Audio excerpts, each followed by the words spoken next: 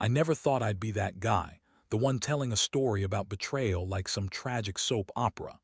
But here I am, trying to make sense of what happened during what should have been a perfect anniversary trip. My wife Lisa and I had this little tradition.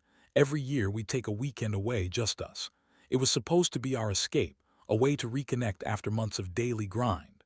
We'd planned this trip to a cozy cabin by the lake, quiet, peaceful, just the two of us. Or so I thought. The morning we left, Lisa was unusually jittery. She kept fussing over her bag, her hands trembling just a little as she packed. I brushed it off as nerves.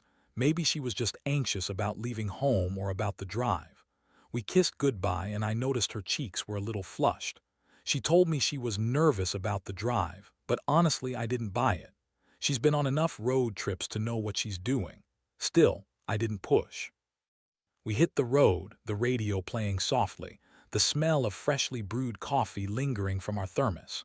The drive was smooth, but I kept catching her glance at her phone, typing something then quickly hiding the screen when I looked her way. That nagging little feeling started to creep up. What the hell was she hiding? When we finally arrived at the cabin, the place was perfect. Wood-paneled walls, a crackling fireplace, the scent of pine and fresh rain in the air. We unpacked, and I noticed Lisa was unusually quiet, like she was holding something back. I thought about asking, but decided to give her space.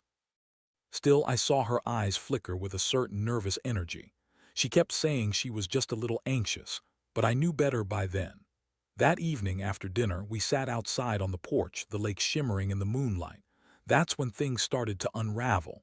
Lisa suddenly got up and said she wasn't feeling well, that she needed to lie down. I offered some water and she took it, her hands trembling. She looked away quickly when I tried to meet her eyes. That's when I noticed it on her shirt sleeve. A faint smear of lipstick, bright red and unmistakable. I froze.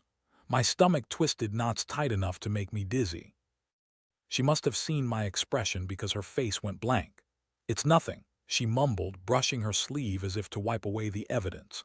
"No, Lisa," I said, voice a little too steady, but inside I felt like my chest was collapsing. "What is this? Tell me." She hesitated, then said she'd been nervous because of the drive and maybe bumped into something at the gas station earlier. But her voice was shaky, and that lipstick, it didn't belong to her. It belonged to the neighbor, Tom. Met him once or twice, friendly enough, but I never thought he'd be the reason my wife looked so guilty that night. I didn't say anything immediately. I just stared at her, feeling the world tilt.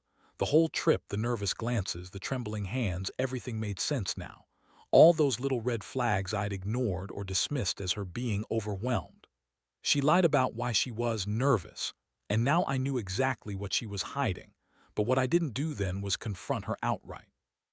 Instead, I just sat there, feeling my fists clench so tight my knuckles turned white. The itch to explode was there, but I kept my voice calm, deadly even. I couldn't let her see that I knew. Not yet. The next morning, after she slept off whatever she was feeling, I got up early and took a closer look at her shirt. The lipstick smudge was still there, vivid and bright under the morning sun. It was a clear sign that something was going on, and for the first time I was face to face with the reality that my wife had been unfaithful. That she broke our vow just a year into our marriage during what should have been our special weekend. I took a deep breath, feeling the cold air fill my lungs. I knew then that I had to do something. But what? I'd been betrayed, yes. But I also knew this wasn't going to be a simple fight or a slap in the face. It was going to be something calculated, something that hit her where it hurt in a way she'd never forget. I looked back at the cabin, thinking about how I'd play this out. I had my plan, and it was coming together in my mind. All I needed now was the right moment to strike. I stared at her, still sleeping, and made a decision. Whatever it took, I was going to make her regret playing me for a fool.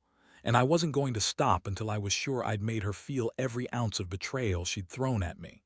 The question was, how far was I willing to go? When Lisa woke up that morning, I could tell she was trying to pretend everything was normal. She stretched, yawned, and gave me a small, fake smile.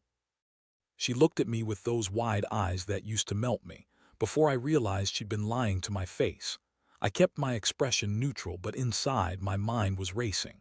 I'd already decided I wasn't going to confront her right then. Not yet. I needed to gather more evidence, plan my move, and make sure she didn't catch on to what I was up to. While she was brushing her hair in the mirror, I took the chance to subtly inspect her bag. My heart thumped harder than it had in years. I found her purse, opened it, and rummaged through it quietly. I wasn't trying to invade her privacy out of some sick curiosity. I wanted to see if I could find anything that confirmed my suspicions. Nothing obvious yet. But then I saw her phone lying face down on the dresser. I hesitated for a second, then carefully picked it up. I knew the risks. If she caught me, all hell would break loose. But I needed proof. I unlocked her phone silently, feeling sweat bead on my forehead, and started scrolling through her messages. Her texts were mostly innocent. She was chatting with friends, making plans, talking about the trip. Nothing suspicious there. Then I saw her recent messages to Tom. I couldn't read everything in detail, but I caught a few phrases. "Can't wait to see you," "Tonight's going to be intense," and a string of emojis that looked like a flame and a heart. I closed the app quickly, my stomach twisting again. I felt the adrenaline spike through my veins. This wasn't just some innocent flirtation. This was something more. I put her phone back carefully and decided I'd need to confront her later, once I had my ducks in a row. For now, I just sat outside, breathing in the cool morning air, trying to process everything. I felt like I'd been punched in the gut, but also strangely calm in a dangerous way. I had the evidence, and I knew she was hiding something. Later that day, I told her I was going for a walk along the lake. She nodded, but I saw her eyes flicker with guilt. I kept my tone light, but inside I was already planning how I'd break the news. The moment was coming, and I wanted to hit her hard, right where it would hurt the most. As I walked away from the cabin, I made a mental checklist. I was going to keep her phone. I was going to find a way to catch her in the act. And I was going to make her regret every lie she told me. This wasn't just about cheating. It was about how I was going to turn the tables and make her see what betrayal truly costs. That night I sat by the fire trying to think about what I'd say. I knew I had to be cold, calculated, and relentless. No shouting, no screaming, just facts, indifference, and a plan that would leave her reeling. I'd seen her with Tom's lipstick, yes, but I needed something more concrete before I made my move. The evidence was there, but I wanted her to know I was in control, that I could destroy her game in an instant. I also made a decision, one that would change everything. I'd set a trap, a way to catch her red-handed. The details were coming together in my mind, and I could feel my pulse pounding in my ears. She thought she was clever, hiding her game. But I was about to show her just how much I knew and how far I was willing to go to get justice. Sleep didn't come easily that night. My mind kept racing, replaying every moment of that morning, every glance, every touch, every lie. The betrayal was like a poison crawling under my skin. But I held on to one thing: I wasn't going to be the fool in this story. Not anymore. I was going to make her pay, and I had a plan that would leave her speechless. When dawn broke, I was ready. I had the evidence, the timing, and the resolve. I grabbed her phone again, hidden in my pocket, and headed back to the cabin. It was time to make my move. I was done playing nice. The revenge was coming, and I was going to make sure she knew exactly what she'd lost. What I didn't realize then was how deep this rabbit hole would go, and that the fallout might change everything permanently. By midday, I was practically trembling with anticipation. I had everything set: the evidence, my resolve, and a plan that I was sure would shake her world. I stayed inside the cabin for a while, pretending to relax, but really I was doing reconnaissance. I watched her from the window, seeing how she moved around, her nervous glances every time she thought I wasn't looking. She was trying to act normal, but her body betrayed her. The slight tremor in her hands, the quick swallow when she thought no one noticed, that was her telling secrets she desperately wanted to hide.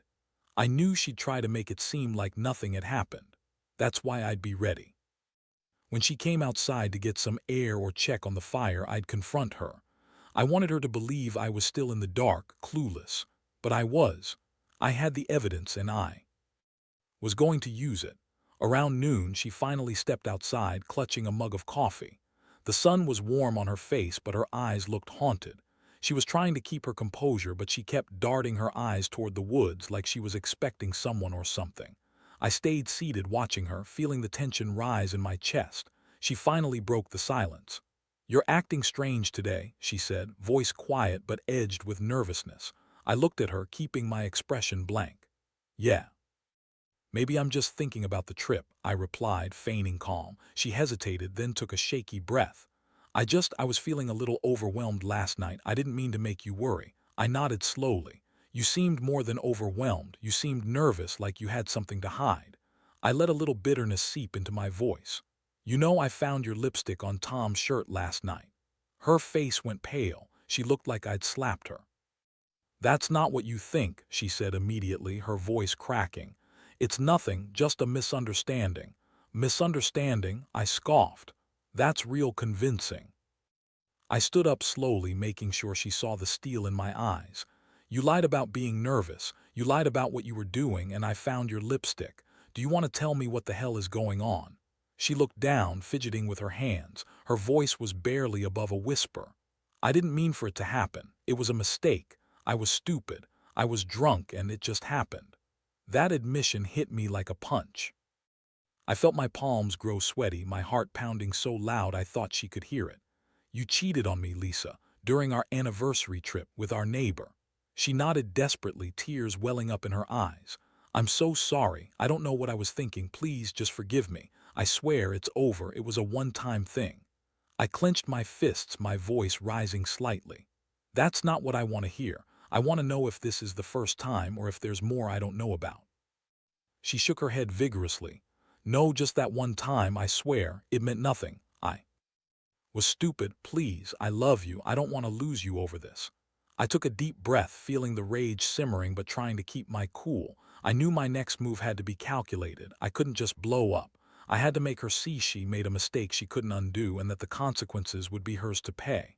"I need some time to think," I said quietly, turning away. "Don't talk to me unless you have something worthwhile to say." She called after me, voice desperate. "Please, I'll do anything. Just don't leave me. I'll fix this, I swear." That was the moment I knew I'd have to be ruthless. I had her cornered now, but I wasn't done. I was going to take this further, much further. I had to make her understand the depth of her betrayal, and I knew exactly how I was going to do it.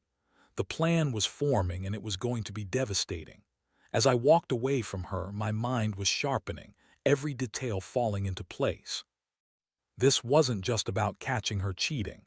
It was about making her feel the full weight of what she'd lost, her marriage, her trust, her dignity. And I was going to do it in a way she'd never forget. The next step was clear. I was going to turn her own game against her, and when I did, she'd regret ever crossing that line. The rest of that day, I kept my distance, but my mind was racing nonstop. I had the evidence, I had her confession, and now I needed the perfect moment to execute the next phase of my plan. I knew she was trying to act normal, but her nervous glances, the way she kept fiddling with her phone, told me she was hiding more. I had to be patient, but every second felt like a ticking bomb inside my chest. That evening, I decided to fake indifference and pretend I was still trying to process everything.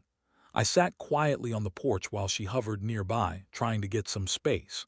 When she finally approached me, her voice was tentative, almost pleading. "Can we talk?"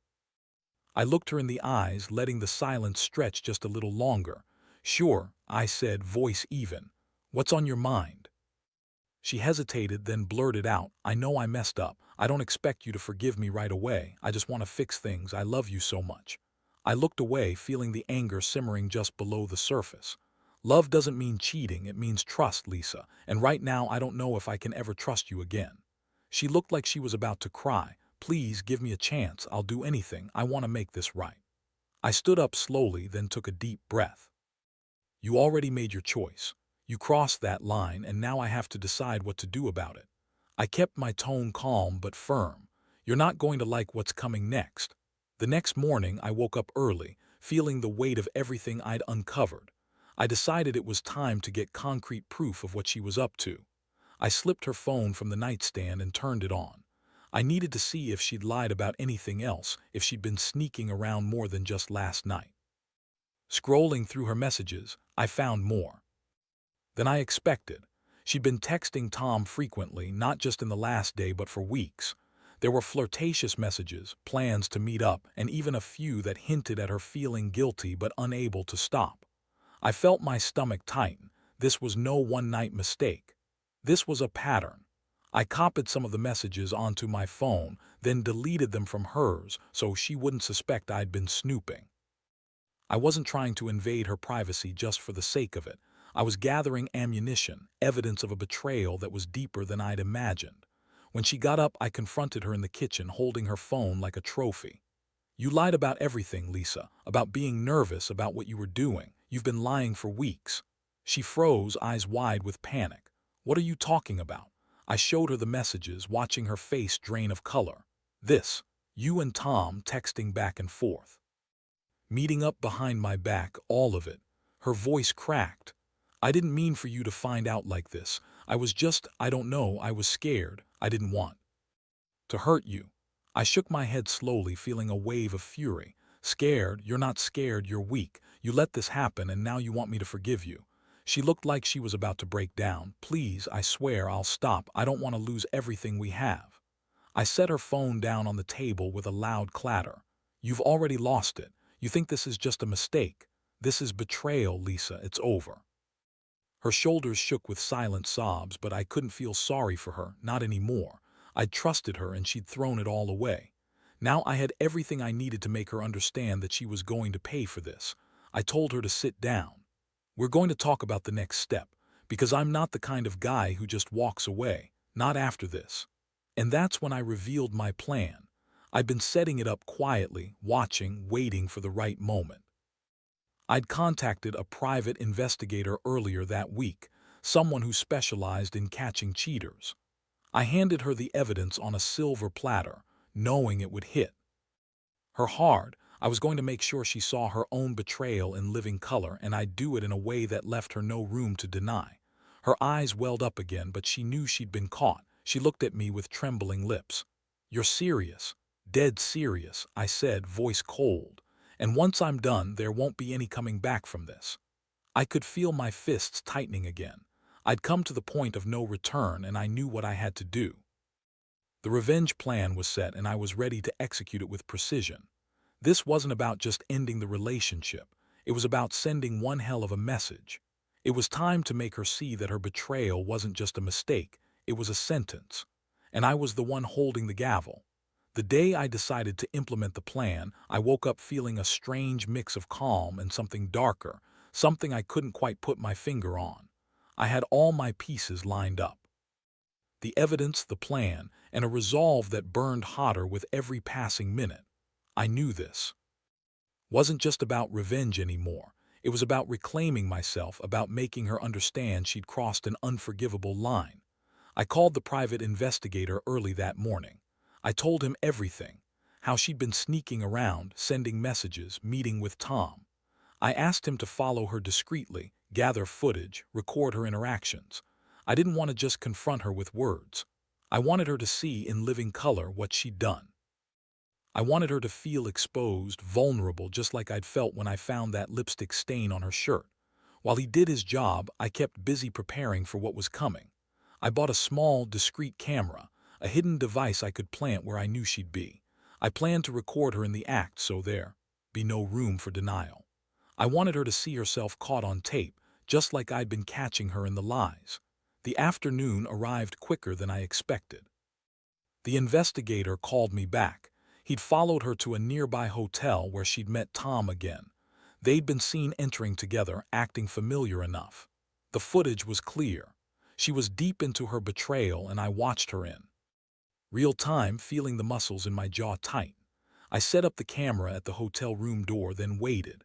I felt my palms sweat, but I forced myself to stay calm. I knew once I played this whole scene, there was no going back. I'd have her on tape, caught in her own web of lies. When she returned to the cabin that evening, I was ready. I called her into the living room, acting like I was just going to talk about the trip. She looked nervous, her face pale, eyes darting around. I flicked on the hidden camera, then turned to her. "Lisa," I said softly but with a steel edge, "I've got something to show you." Her face fell, her eyes widening in alarm. "What do you mean?" I pressed play on my phone and the video started. There she was, emerging from the hotel room, smiling at Tom, her hand brushing his arm. I watched her kiss him briefly, then slip into the car with him. Her face was relaxed, confident. She looked happy, probably the happiest I'd seen her in weeks. Her hands trembled as she watched. "No, that's not possible, that's not me." "Oh, it's you," I said coldly. "And it's the proof I needed. You betrayed me, Lisa, during our anniversary trip after promising me forever. You thought you could just hide it, but I found out everything." She broke down then, tears streaming down her face. "Please, I didn't mean for it to get this far. I was weak. I was stupid. I love you, I swear I do." I looked her straight in the eyes. Love doesn't cheat. Love doesn't betray the one person who's supposed to trust you the most. You're not the only one who got hurt. I am Lisa, and I'm done. I knew then that I had to finish it to make sure she'd remember this moment forever. I reached into my pocket and pulled out the legal papers I'd prepared earlier. I handed her a copy, divorce papers, signed and ready for her to see. "You're leaving today," I said. "You've got your choice. You can pack your things and go, or I'll help you pack. But I'm done pretending. You're not coming back into my life after this." She looked at the papers, her hands trembling as she took them. "Please don't do this. I'll fix it, I swear. Just give me a chance." "No," I said, voice firm. "You had your chance, Lisa, and you threw it away. This is the end."